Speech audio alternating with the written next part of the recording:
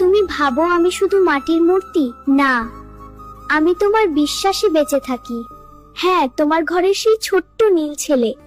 যেদিন তুমি মন খারাপ করে চুপচাপ বসে থাকো, আমি ঠিক তোমার পাশে বসে থাকি। তুমি দেখতে পাও না, কিন্তু আমি তোমার চোখের জল গুনে রাখি।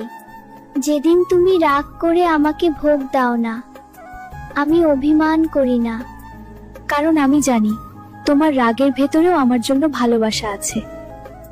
তুমি যখন বলো গোপাল, আমার কথা কেউ বোঝে না, আমি তখন আস্তে করে বলি, আমি তো বুঝি। তুমি যখন একা মনে করো নিজেকে, তোমার ঘরের বাতাসে, তোমার নিঃশ্বাসে, তোমার স্বপ্নে আমি আছি। আমি বড় অলৌকিক কিছু করতে আসি না সব সময়, আমি শুধু তোমাকে শক্তি দিই, যাতে তুমি নিজেই লড়তে পারো।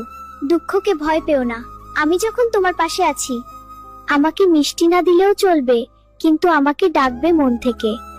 আমি তোমার গোপাল, তোমার হাসির ভেতরেই আমার আসল বাস। আজ যদি এই ভিডিওটা দেখে তোমার মন একটু হলেও নরম হয়ে যায়, তাহলে বুঝে নিও আমি তোমার কাছেই আছি।